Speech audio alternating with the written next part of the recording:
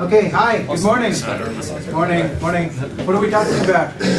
Garbage collection, DC. Garbage collection, memory management, right? So what's our problem here? We want to be able to allocate, right?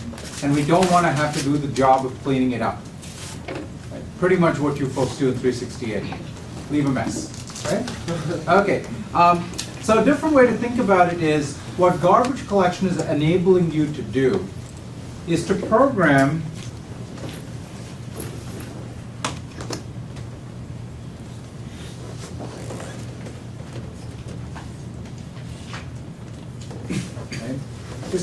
as if you have an infinite amount of memory. Because you just keep allocating and you never deallocate, so what does that suggest you're assuming?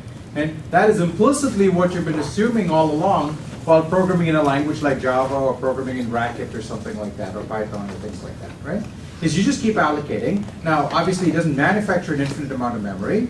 It's the assumption that you can allocate an infinite number of times, and as long as enough stuff is not live, there's that word again, right? As long as enough things are not live, then as long as your live set fits inside memory, you would like to be able to continue to just keep ignoring the allocation of things in memory.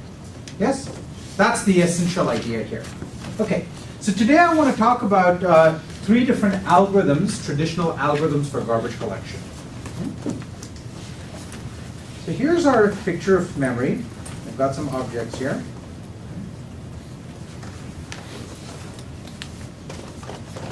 Some of these have references to other objects. Okay. And might also have something that looks like this, right? This is one of the things we have to worry about. So I've got some objects with references. Okay. Where do we start any process of garbage collection from? What do we start with? Sorry? The oldest thing. What do we start with? What are the things that are reachable? We start from the roots, which are the environment and globals and potentially some ephemeral things like registers, right? Stuff from main. Sorry? Stuff from main and then. That's going to be in your environment, right? Anything in main and so on, it's all going to be. If it's in your environment, it matters. If it's not in your environment, you couldn't have gotten to it unless your language lets you manufacture references. Okay? That's our working assumption. Yes? But because of function closures, don't we have more than one environment at a given time? That's a very interesting question. You have to be able to, so when you're walking your heap, right, one of the things you need to do is you need to look at an object and tell what kind of object is this, and based on what kind of object it is, I have to know where its additional references are. So if I get to, for example, a list object, well, you know, a cons object, it's got like a first and a rest, and a first is one reference and the rest is the other reference, right? So I have usually in the implementation, I have some sort of bit pattern that tells me a tag, that tells me what kind of thing it is. And there's a table that says for this kind of tag, here's where the references are. For that kind of tag, that's where the references are. Okay? So if I have a list, I have a first and a rest. If I have a vector, then it says look up the size of the vector, and each of the things for that many elements on is a reference. Yes? Okay. So now if I come to a closure object, well, what are the parts of a closure? I've got an identifier, that's the argument name, and I've got a code pointer, and I've got the reference, the environment, right? Well, so the closures, the table that tells me how to handle the closure bit pattern is going to say the third thing is a reference to a list of name value pairs, and you have to walk through the value pairs of those. Okay? So it's not so much that there's multiple environments. The question is that closure reachable from the things that are already in my environment? If it's not, then we don't have to worry about it. If it is, then it just becomes part of the traversal process for that object that we reached. Make sense? Yep. Okay. So every object needs some kind of tag in the heap saying this is the kind of thing I am, that the garbage collector can then look up and say, okay, for this kind of thing, this is where all the reachable stuff is, and I have to now go and do my DepthFirst search. When you traverse through all the environments, is there something that handles duplicates that are found in both closures and the global environment? Well, that's a general. There's a more general form. That's a very good question. There's a more general form of that question, which is I might have multiple references to a given object, right? And cycles are another case of that. Or I could just have two different things that are referring to the same thing. It doesn't even have to be closures, right? That's aliasing in general is exactly what makes these things not be trees but DAGs, right? And potentially cycles. Well, we're going to see the algorithms, and we have to ask the question, what does the algorithm do if we get to the same thing in two different ways? And that's what your question distills down to. Can I get to the same thing in more than one way? And we have to figure out what the algorithms are going to do. Okay? Other questions to set up? Okay, good. All right, so we have our heap here. It's got a bunch of values sitting in it, and these values have references to each other, and we're assuming that our language doesn't manufacture references. We're assuming we can tell where all the sub-references are. For a given value, we know where all of its references are. That's our working assumption. Okay? Yes? Good. So the simplest thing to do is to start from your root set and perform DepthFirst Search, right? Just perform DepthFirst Search. So we're going to start off, and I have a root maybe that points in over here. So I'm going to mark this object, I'm going to mark this one, I'm going to go down here, I'm going to mark here.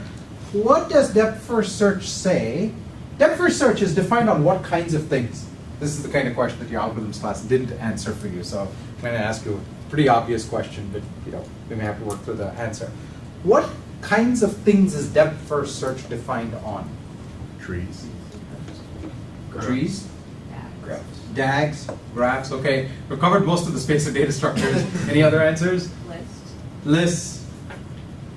Trees, DAGs, graphs, lists. Anything else? Yeah? Anything with pointers. Anything with pointers? Okay, yeah? Single object. Single object, okay. Okay, first of all, can any of these be collapsed into something else? Yeah. They're all graphs. They're all graphs, yeah? That's exactly what I was going to say. Yeah, they're all graphs, okay? But more importantly, what does saying the word graph imply? What's the characteristic thing about graphs that is not true of a tree and not true of a DAG? They might be cycles, right? So a tree is, trees and DAGs are definitionally acyclic, right? DAGs have sharing, trees don't even have sharing. But the important thing about DepthFirst Search, in fact, this is like, so 19 students hopefully will recognize this, but the right way to think about DepthFirst Search is it consumes a graph and produces a tree, right? You were taught about the DepthFirst tree, right? And the DepthFirst tree has certain characteristics. A, it's a tree, right? And B, it has some characteristics about, back edges and so on. When you take algorithms class, they talk about all these things, right? So it produces a tree out of a graph. It is a way of reducing graphs. It's like one of the canonical ways of reducing a graph to a tree, right? So in particular, it is defined for things that are more than just trees. It is defined for graphs. And what's important about DepthFirst Search that makes it work on things that are not just trees? What does it do to work on graphs? Checks where it's visited before. It checks for?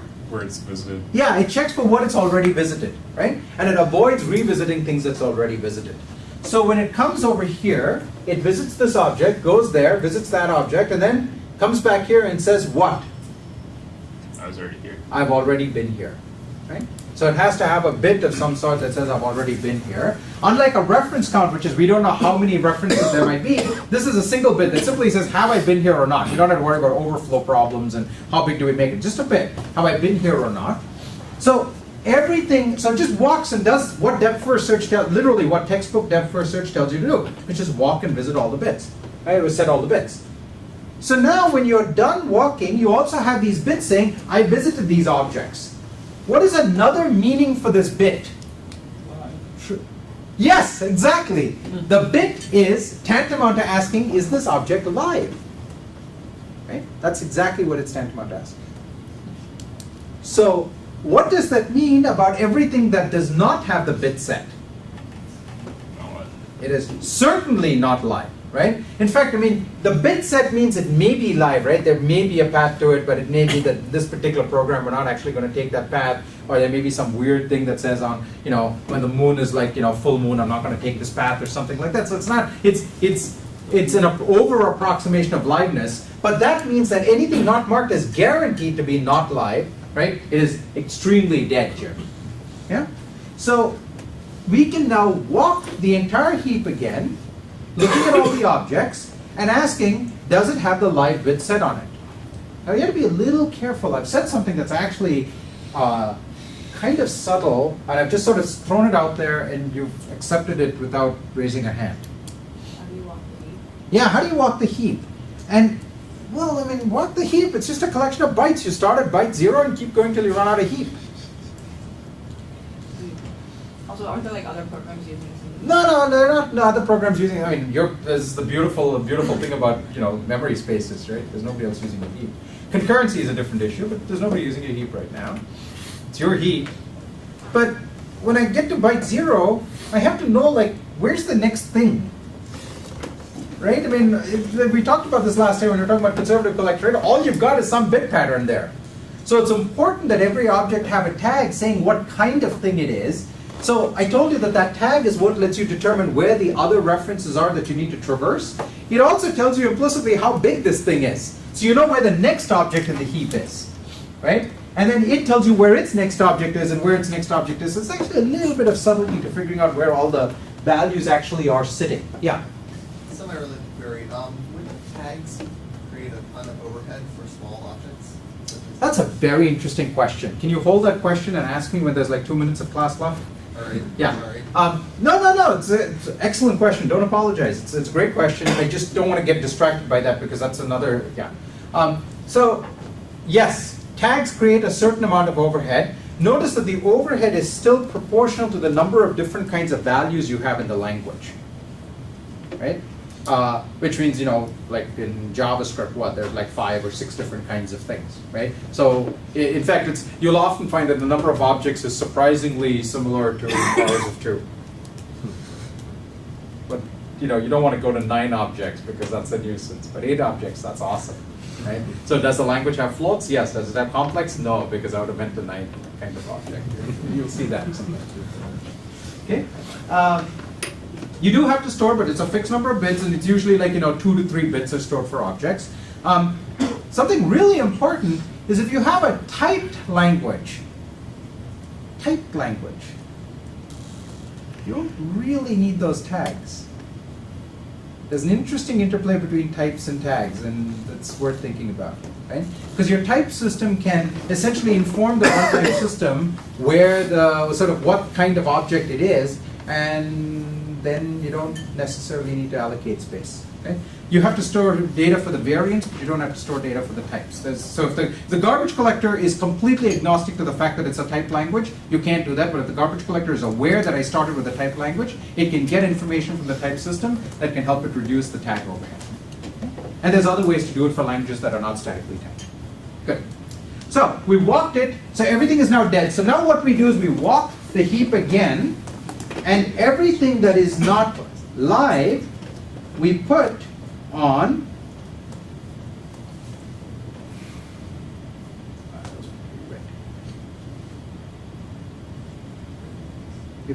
what? The free list. Right? We put it on the free list. And so now we have a free list, and we can go and allocate in the free list. Okay? So next time we have to do a malloc, we just go off to the free list, and there we go. Notice that if we have cycles in the heap, this doesn't cause a problem the way it did in principle for reference guarded counting, right? Because DepthFirst Search is designed to work with cycles. So if we can get to any element of the cycle, we will get to all elements of the cycle and not go into an infinite loop because we've set this bit. If we can't get to any element, cannot get to any element of the cycle, well, we can't get to any element of the cycle. We're fine. We're done. Problem solved, right? This just like automatically, inherently takes care of the problem that reference counting was confronted with, simply because this is just by virtue of, DepthFirst Search, ancient algorithm. So far, so good. What's the problem that still confronts us? There's a big problem that still confronts us, and then there may be other problems that confront us. What's the big problem that still confronts us? Yeah. How do we find the things that aren't on the roots? Oh, we just walk the whole heap. We literally walk the heap, starting at address 0 or whatever the appropriate base address is. We just walk the whole heap. We really mean walk the whole heap. Right? We can't get to those things, the dead data, by the roots. So we have to use some other strategy. We have to just look at everything in the heap and just, it's the complement of everything we visited. Yeah, big problem. Do we ever heard about fragmentation of our heap? Ah, fragmentation, right? I said free list. Free list. It's pointing off into random points in the middle of the heap. Now, there is something we can do. Because we're assuming our language doesn't manufacture random references, and so we know where all the references are, okay? We could actually compact the heap. It's a little bit of a delicate operation, right? I mean, I'm somehow going to have to maybe like move this over here, and it's like those puzzles, right, where you have like 16 pieces on the screen, and there's a picture, and there's like one hole. You got to keep sliding things around, right? It's kind of a little bit like that because you can't sort of stomp on anything. So, but you can kind of move things around a little bit, and you can sometimes achieve compaction. Right? In principle, at least, you can envision that it's possible to achieve compaction, right? I just look and see, okay, where's the first available hole in the free list? Yeah. If you're just, walking the heap byte by byte, is that what you're saying? Yeah. Well, how do you distinguish between an actual pointer and an integer that have? Well, so that's why you have to assume that everything on the heap is tagged. Mm-hmm. Okay? And so I don't walk byte by byte, I work object by object. So I get to an object boundary, I look at the tag, and that tells me everything about its layout. So then from there I do an intelligent walk, right? In that I say, okay, this object is this big. So the next object is not at +1, it's at plus whatever the size of the object. Yeah. Okay, so yeah, we can't walk it byte by byte. Yeah, good. That was the subtlety I was trying to allude to. It's like we can't just walk the heap. We have to be careful about how we do that. So if I know that this is my first available free slot, right, my lowest address of a free slot, I need to take one of these later objects, move it over here, and then update all the references, right? Find all the references that were pointing in here, move those over here, or here, move those over here, move the backward pointers back out, right? And then now I've moved one slot over here and moved one hole further down the road, right? And I have to do this for all of the holes, and that way I can actually, in principle, achieve compaction. Okay? Yeah. That sounds really expensive. Why don't we just be lazy and do that whenever we need more space? Yeah, so there's a question of when compaction should be done. And this is going to be one of those classic engineering trade-offs. It often depends on the style of program that you have, right? Some kinds of programs will benefit from doing a little bit of compaction every now and then. Some programs will benefit from just waiting and just sort of doing compaction if you ever needed it, and it turns out you didn't need it. Garbage collection, there's a lot of little knobs in everything that I'm going to be saying today, and those knobs are often only determined by the particular program that's running on a given day that it's running. Okay? So there's a lot of little feedback cycles going on in a real garbage collector that are trying to make decisions based on the performance of how the program is working. Good. Okay, but we also, so we can sort of achieve compaction, maybe, right? But there's this real headache because if I want to move this thing, I have to sort of walk the heap and find all the references to it so I can correctly update them to point to the new address, right? Sounds painful. Okay. Another question. What is the time complexity of this strategy? So at least the 19 students know not to use the letter N. Okay? But how do we even talk about the time complexity? What is the right, let's say you use the letter N, let's say you look at big O of N, right? We all know DepthFirst Search is big O of N, right? Right? Yes? Or something like that. But even if we said that, what the heck is N? What is the right way to measure this thing? Yeah. It's going to be like, well, the size of your heap plus the number of pointers. So notice there's actually two parameters that you care about. There are two parameters you care about. What are the two parameters you care about? Not quite. Sort of, almost. What are the two parameters you care about? Yeah. Is one of them how many nodes you have in your graph that you have to traverse? Yes, that's one of them. Yes. Okay. How many in the graph or in the entire heap? In the graph. In the graph, meaning the live size. Yes. Okay. So, and what about the rest of it? Do we care about it or do we not care about it? Care about Yeah, it. we care about that too. So it's actually the two parameters are the total number of objects in the heap and the total number of live objects in the heap. Right? Because those two are not necessary, if those two are exactly the same, that means you have no garbage and your program is going to not be able to allocate, right? So there's the size of the heap, and there's the size of the live part of the heap. Okay? And this one is either greater or significantly greater than the other. I mean, it's definitionally at least as big as, usually quite a bit greater. And we have to think about how our algorithm performs in terms of each of these things. Okay? This algorithm has a name. It's called mark and sweep.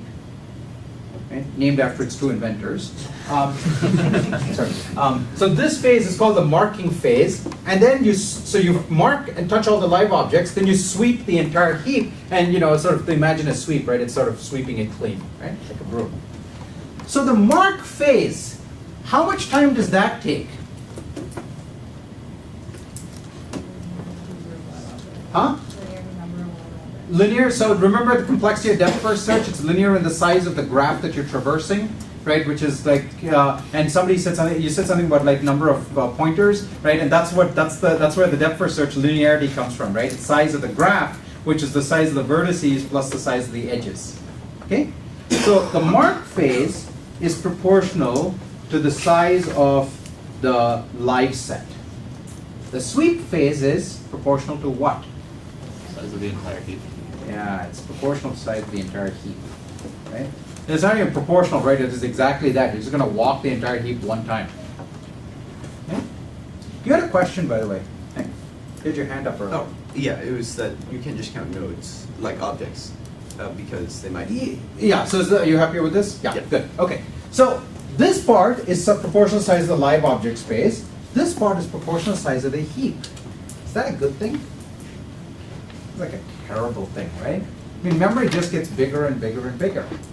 And if you don't own an Apple, you can even like plug new things into it, so you can make memory even bigger, right? So this is a bad thing to be proportional in. This is really bad. Okay? It's actually fine for small memories. Like if you have a small embedded system, this could be just fine. Okay? Like if you have a small embedded system where all the objects are the same size, like the scenario you were talking about, this is a great strategy. It's nice, cheap, no problems. Right? It's easy to implement. In fact, they're all easy to implement, but this one works just fine. Right? It's also very predictable kind of in its runtime because it's not doing anything strange. But maybe we can do better. Right? In particular, we'd like to get rid of this O of H part. Right? So here's what I'm asking for. I'm asking for a garbage collection strategy that's going to look at the live objects and the live objects only. Okay? Now, this is actually very good because one of the criticisms I made of like reference counting is we're going to look at garbage, right? As things go down to zero, we're going to go touch all these garbage objects, which hopefully have long since been paged out into virtual memory, and now we're going to have like all this, literally crap coming into the memory just so we can touch and say, yep, you're dead, you're dead, you're dead, and imagine what this does to your virtual memory pressure. So that's really bad. But this has the same problem. It's going to touch all this complete junk pages just to say, yep, junk, yep, junk. But now, I'm asking for a strategy that looks at the live objects and nothing else. But the rest of the space, I need to... How do we do that? Yeah. Well, if you compact it right away, then you can just ignore. Yeah. Here's an interesting idea. So what if we could do sort of compaction as we go along, right? If we could compact as we go along, then by definition, the rest of the space must be junk, right? Now, here's the difficulty with that. You see the problem with that? Yeah. You can only use half your.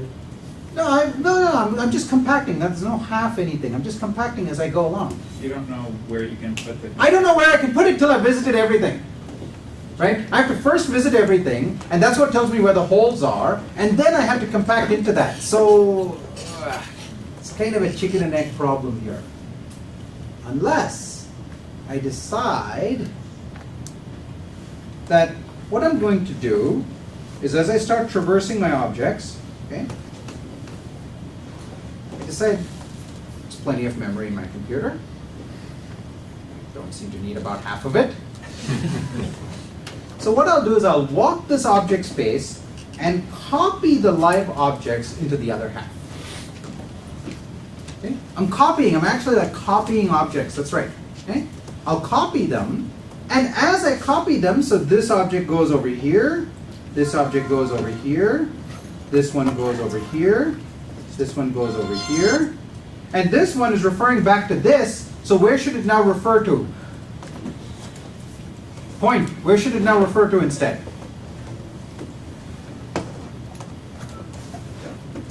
Up, down, left, right. Down? Down? More down? Probably left a little bit. Left a little bit? Yeah, a little more. A little more? A little more down. Down? Yeah, Right there? yeah, like the third one. Yeah, right there. There you go. Okay? Because our first object, this one got copied over here, this one got copied over here. It refers to this, right? I'm sorry, this refers to this is here, and now this object is over here, right? And now I put a backward pointer over there to the third object. Okay? So again, I'm just doing depth first search, but now it's depth first search with copying, and you got to be a little smart about the copying. If I go back to copy something previously, what I need over here is I have what is called a forwarding reference. Okay? So I need a forwarding reference to tell me I visited it, and here's where the new thing is, the new location of that thing is. So when I come back and say I've already visited this, okay, I need to make a reference to it, but now I need to make a reference to its new location, and that's to its forwarding reference. Okay? So now I'm just going to copy everything that is Live. live. I'm going to copy everything that's live. By definition, what is true of the other half of the space? It's all dead. It's all dead because anything that was live has already been copied out, right? It's like, you know, I'm going to take all the relevant live stuff, I'm going to put it, it's like moving offices, right? This is why faculty love to move offices or hate moving offices, depending on the point of view, right? Is I get to move to this new office and I take everything that's live, and then I just leave all my crap behind, right? And it's all dead. That office is now junk, right? And now after 5 years, I've accumulated a bunch of junk over here, so I ask for a new office, and I just take like the few things that I want, like books, who needs books? So I just leave all the books, and then somebody else's problem to go clean out all the books, right? But it's all junk. I don't need to worry about it. Okay? So this is like also known as like the, you know, the faculty office model of garbage collection, but it actually has a better name. It's called semi-space, right? Because we're going to use half of our space swapping. Because after this one runs out of space, I'm going to do the same thing to the other half of memory, and then the other half memory, and the other half memory. Yeah. When it seems like this has a disadvantage over mark and sweep in that we actually have to be doing copying when we do garbage collection. And That's if correct. we have some of our virtual memory referring to addresses on the hard disk, does that mean we could be doing a lot of writing Well, of disk? virtual memory doesn't usually refer to the hard disk. What do you mean by that? Well, if you, no, I might be completely off in That's okay. what I'm remembering about virtual memory, but Oh, you mean some parts may have been paged out to disk? Yes. Oh, yeah. Yeah. So you are going to touch things, but you'll notice that you're only touching live things. You're only touching live things. You're by definition never touching anything that's dead. So the dead stuff is the stuff you really don't want to touch, right? It's guaranteed to be useless. It's almost certainly stuff you haven't used in a very long time, right? Whereas the live stuff, at least some of it is actually probably already in your cache even, right? So I'm not saying there's at least one glaring hole with this technique, right? What's the glaring hole with this technique? you only get half. We lost half our memory, right? So it's got some issues, okay? Yeah. It seems that this is like the issue that we're copying everything is problematic when the live set is like about as large as. Okay, so first of all, what's the time of this? It's proportional to that and not to h, right? So it depends on what the relationship is of L and H, right? L is lower than H, but you know how much lower, right? So we do have this this issue that we're copying, and there's also kind of this cost associated with copying, right? I mean, if you have an object you allocate early on, you have this big vector you allocate early on, you're just going to keep copying it for the entire life of the program. Yeah. Seems unfortunate. We're going to start noticing the cost of copying sooner or later. Yeah. Okay, but you understand the strategy here, right? It's a very clever idea. So first of all, it's kind of audacious to say, let's forget half of memory. Okay? But it's even more audacious that we just copy and then everything's garbage. Right? It's a great way of identifying garbage. And notice one other thing we get for free. What do we get for free? Compaction. Yeah, compaction.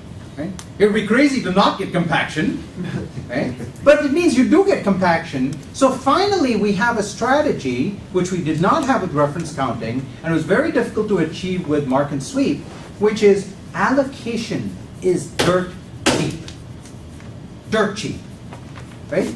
You compact all the objects, and here is my allocation pointer, and I allocate, I move it over, and here's my allocation pointer, and it's here, right? So we get what's known as bump pointer allocation. It does not get cheaper than this.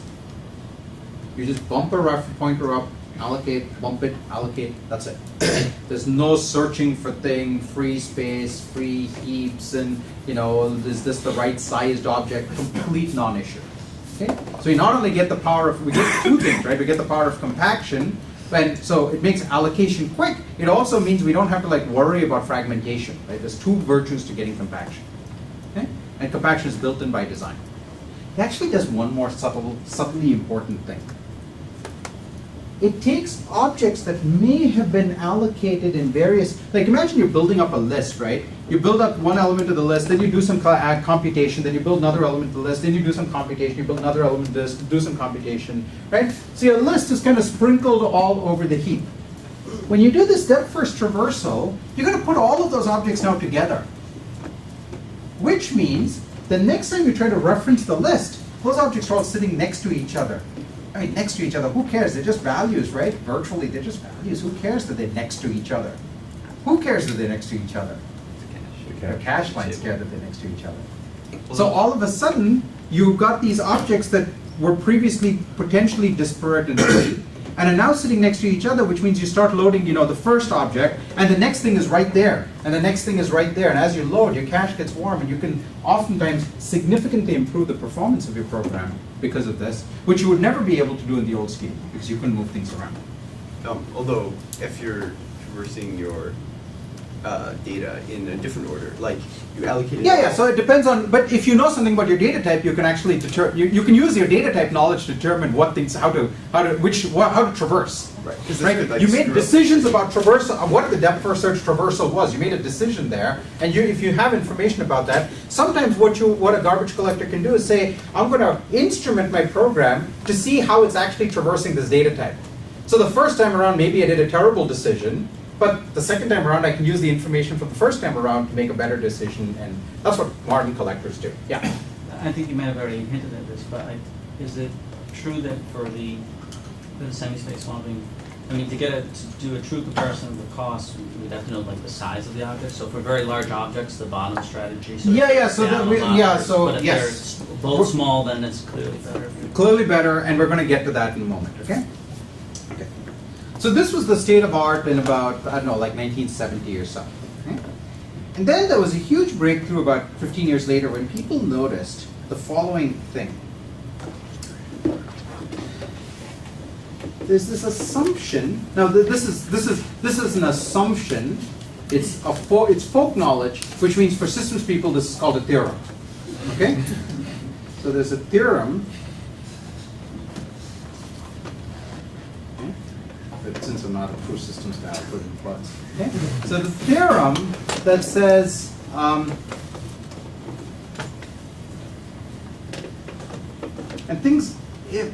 garbage collection is kind of a morbid area. Right? Morbid. What does morbid mean? Morbid. Where does morbid come from? What's the root of morbid? Like death. Yeah, right? Death. Right? It's a little deadly. We're only talking about live objects and dead objects and sweeping away dead objects. It's about to get much worse, and I apologize for that. Okay?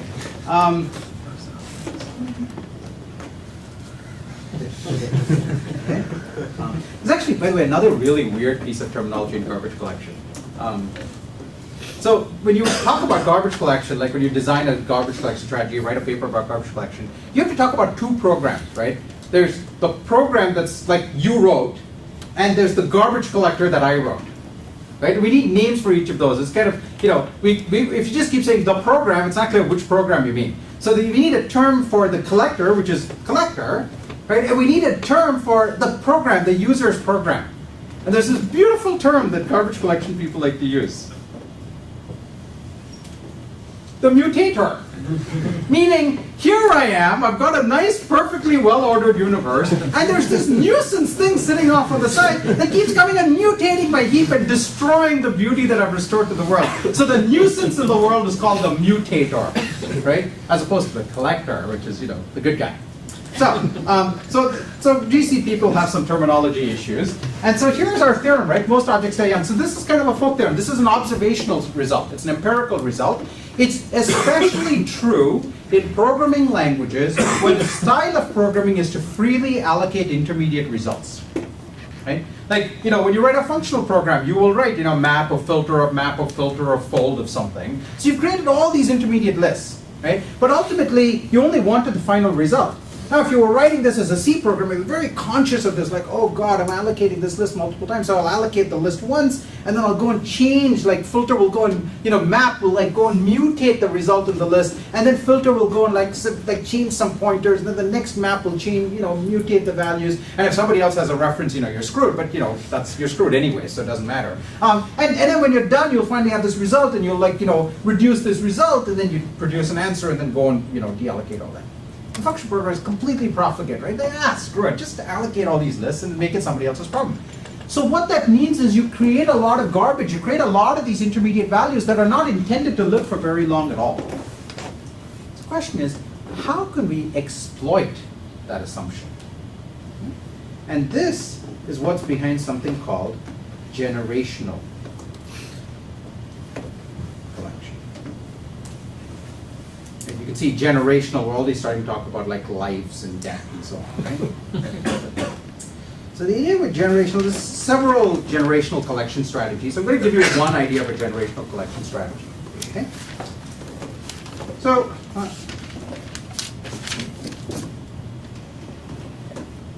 you see I've drawn a line in the middle, right? What does that suggest? Semi-space swapping, exactly. Okay? I'm going to do semi-space swapping. Okay, whoop-de-doop, we haven't gained anything, right? I can imagine having just semi-space swapping. In fact, like in the sort of the degenerate case, a semi-space swapper is a generational collector, but it's not the interesting kind. So what I will do is, I'm going to have a semi-space. And objects are going to get copied. Objects are going to get copied, right? But I'll track how many times a particular object has been copied. Now, what's a good number of times to track it for? Oh, like 2 or 4 or some small number of bits. Okay? So I'll track it. I'll track and see how many times it's been copied. So again, this is not like reference counting. Reference counting was a semantic truth, right? So there's no upper bound on how many bits to use. Here, this is like an optimization, so I can decide, 2 or 4 is a good enough number. When it hits its threshold, that means it's been copied more than 4 times or more than 2 times. What I'm going to do is I'm going to allocate it in another one of those things. So I'm going to say I want to get this out of the rat race, right? Instead of being copied back and forth. So now what happens is that object goes over here, and this space starts to fill up. Well, guess what happens when this space fills up? We know what to do, right? We have a semi-space. So we're going to do the semi-space thing. So this one is generation 0.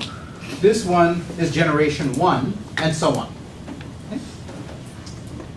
Now, the key thing, so first of all, at some level, I haven't solved any problems. I've still got like half of my memory being wasted, and I'll get back to that.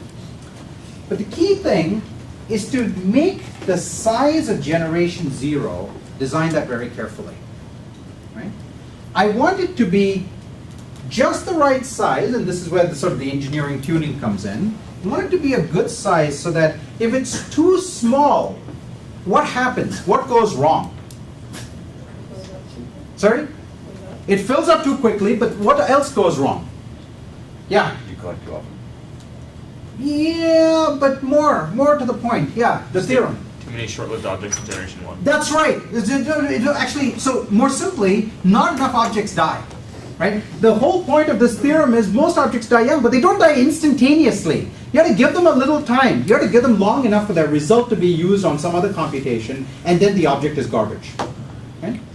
So you have to wait just long enough for this to happen. But if you wait too long, well, now you've got like the number of live objects gets copied more and more, and and you're also wasting space because however long this is, its other half space is equally long, right? So there's some performance tuning to make sure it's the right size so that only a small number of objects survive, right? So you allocate, allocate, allocate, allocate. When it's full, only a small number of objects survive into this space, right? And now I'm going to allocate, allocate, allocate. When it's full, only a small number of objects are going to survive into this space.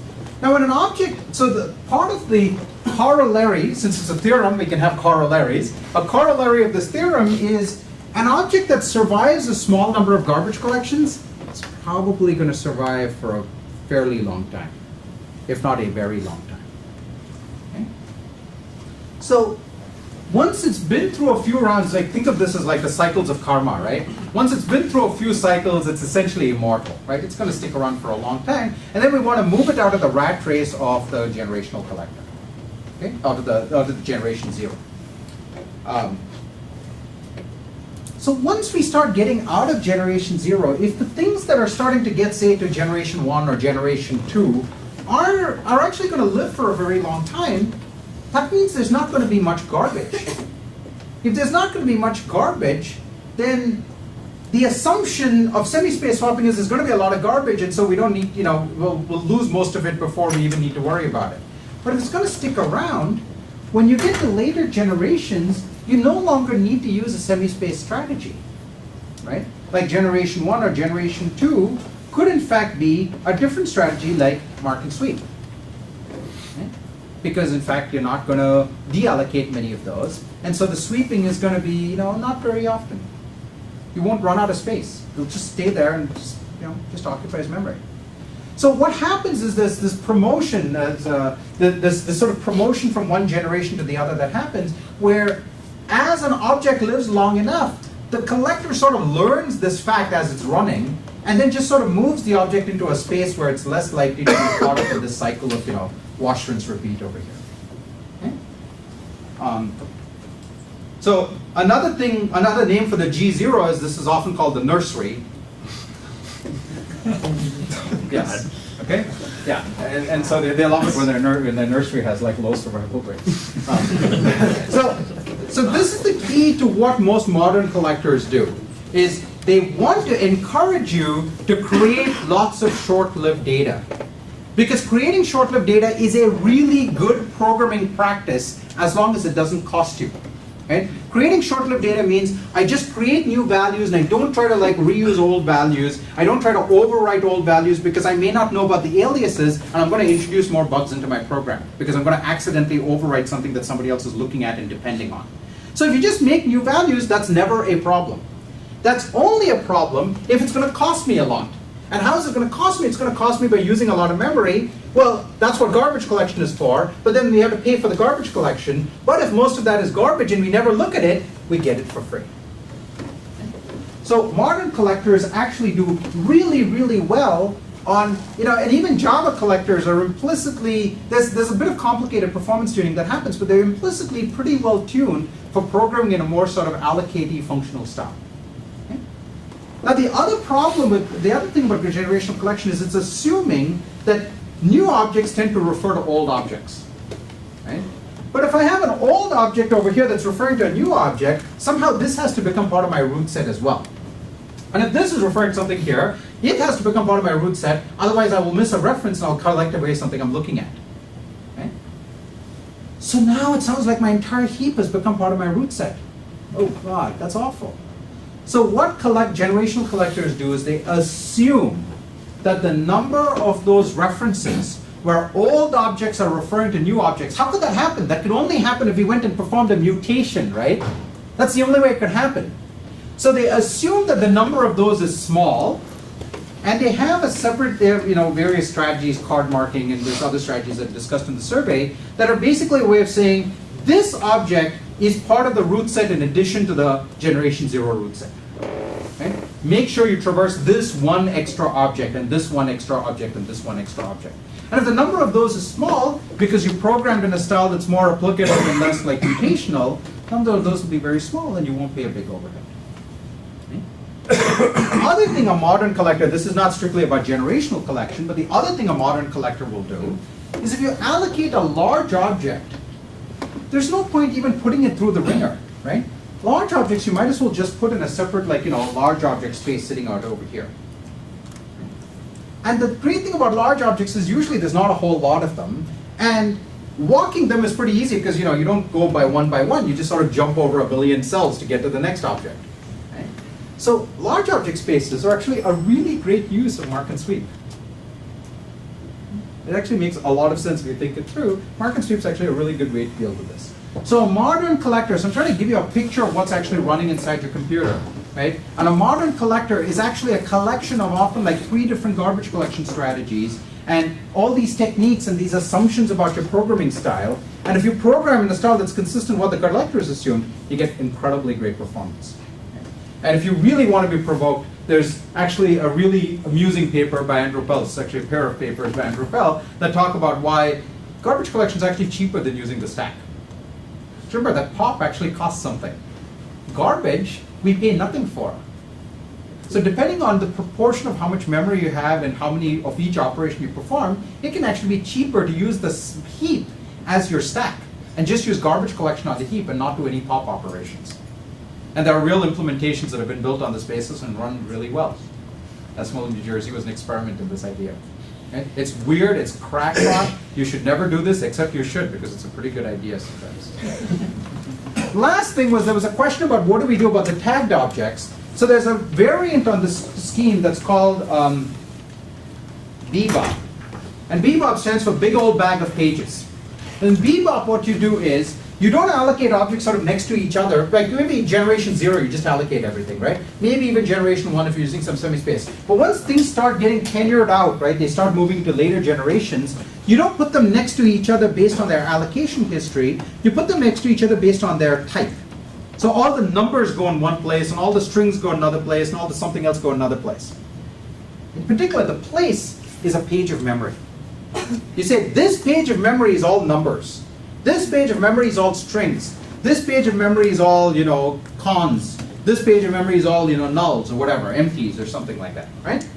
What that means is the page tells you what the type tag is, and the individual objects no longer need it, right? So what do? You want to know what the type tag is, you go look at the page boundary, and you look for the first 2 bits on the page boundary, and that's what your type tag is, right? You can even do another clever thing, which is you can specialize your garbage collector. You can compile, there's essentially an interpreter inside the garbage collector that's looking at the type tag and doing a dispatch to figure out where to go. Well, you can just pre-compile that, right? You can generate a garbage collector that traverses conses, a garbage collector that traverses strings, that traverses vectors, and you can pre-compile those and store those, and so when you get to that page, you can look up that particular collector and use that to traverse objects on that page. It's just sitting there at offset 0. You don't even need the tag. Its traversal strategy is sitting there as a reference and object, at reference 0 of that page, you just go to the page 0, you run the function that's sitting there. So collectors do that as well. So when you have type information, you can actually do some clever things. Okay? So this is my attempt to give you a sense of like the map of what's actually sitting inside your modern collector. It's complicated, it's very complex engineering, and as with most pieces of complex engineering, it probably works better than you do as a human. Okay? Good. In old versions of 173, we actually had to implement 2 garbage collectors in 2 weeks, but would you like to? Okay. Wrong answer, but enjoy. Okay, see you guys.